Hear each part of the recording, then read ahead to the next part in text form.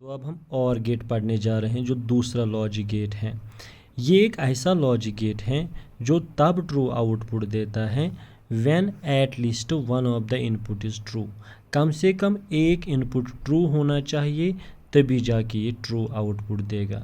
ये भी एक ऐसा लॉजिक गेट है जिसके to or more than to और तो कम से कम दो इनपुट से एक्सेप्ट करता है। मोर देन टू बिल्कुल एंड गेट की तरह इसके भी दो या दो से ज़्यादा इनपुट्स होते हैं, लेकिन आपको पता है ये आउटपुट कितने प्रोड्यूस करेगा?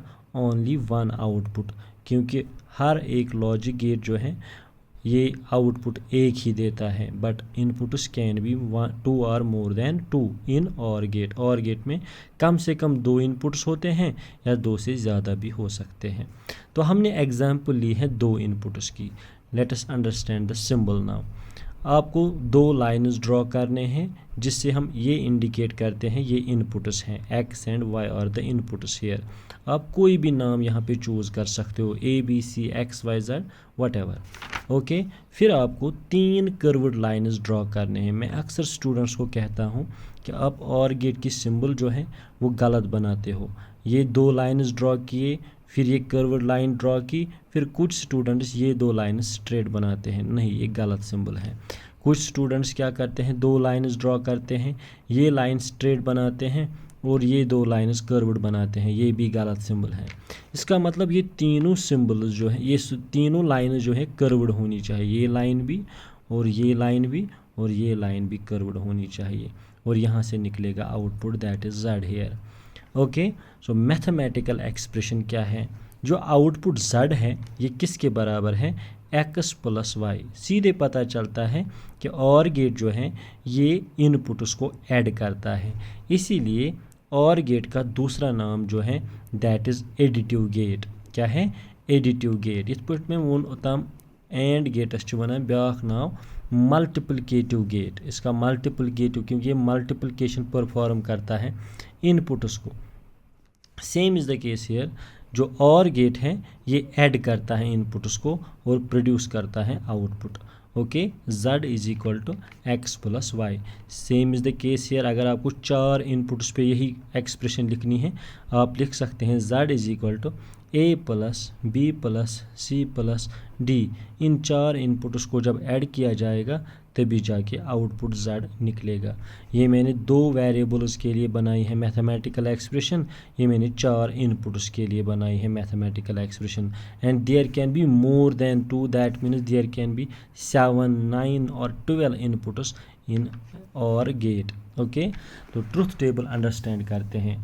ट्रुथ टेबल समझने के लिए हमें डेफिनेशन पता होनी चाहिए और गेट की। और गेट का मतलब है, और गेट हमें ये बताता है कि आप मुझे दोनों में से एक इनपुट ट्रू दो, मैं आप लोगों को आउटपुट ट्रू दूंगा यहाँ से। तो मैंने पहले दोनों इनपुट्स फॉल्स दिए, तो वो z जो है ये फॉल्स निकलेगा, ये आउटपुट जो है ये फॉल्स निकलेगा। हाँ, आप लोगों को ये एक बात याद रखनी है, जो आप लोगों ने सिंबल्स में ये जो इनका नाम रखा होगा इनपुट्स और आउटपुट्स का, यही नाम आपको मैथमेटिकल एक्सप्रेशन में भी रखने होंगे और यही नाम आप लोगों को ट्रुथ टेबल में भी यूज़ करने होंगे। तो मैंने दोनों इनपुट्स फॉल्स दिए तभी जाके आउटपुट फॉल्स आया। अब मैं दोनों में से एक इनपुट ट्रू दूंगा। और गेट हमें कहता है दोनों में से एक जब ट्रू दोगे आप, मैं आपको यहाँ से ट्रू आउटपुट दूंगा। अब मैंने एक्स ट्रू दिया, वाई फॉल्स दिया, क्योंकि दोनों में से एक इनपुट ट्रू है तो जेड जो है ये ट्रू आ जाएगा। अब मैंने दोनों ट्रू दिए तो आउटपुट क्या आ जाएगा? ट्रू, क्योंकि और गेट हमें कहता है कि एट लीस्ट कम से कम एक इनपुट ट्रू दो। मैंने दोनों इनपुट्स ट्रू दिए तो आउटपुट ट्रू आएगा। तो this is the truth table of और गेट। इसके बाद है तीसरा logic get that is not gate. Not gate एक ऐसा लॉजिक गेट है जिसमें खाली एक ही इनपुट होता है। ये आपको पहले समझने की ये ज़रूरत है। Not gate is the only logic gate which has only one input. तो एक ही इनपुट होता है इसमें।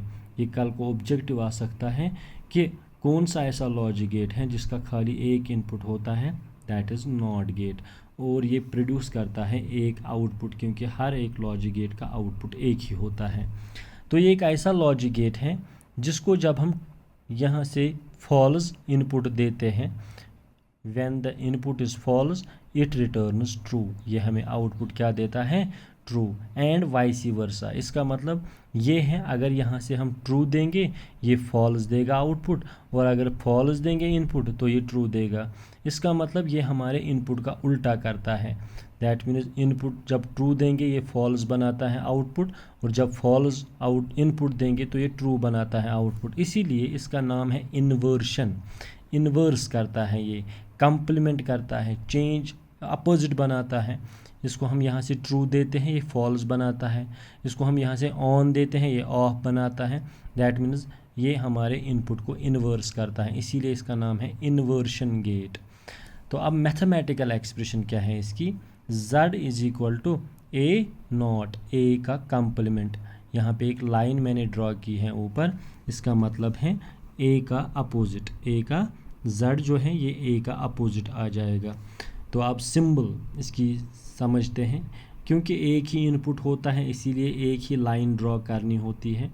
और फिर यहाँ पे आपको एक ट्रायंगल बनाना है, इस ट्रायंगल के साथ आपको चिपकाना है एक छोटा सा सर्कल, इस सर्कल को बबल कहते हैं।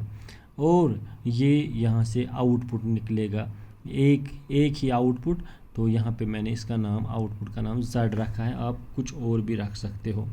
अब ट्रुथ टेबल समझते हैं, क्योंकि आउटपुट एक ही होता है और इनपुट एक ही होता है, that is a, and output भी एक ही है, इसीलिए मैंने 2 ही कॉलम इसमें बनाए इस ट्रुथ टेबल में। तो जब मैंने यहाँ से इनपुट जो है ये फॉल्स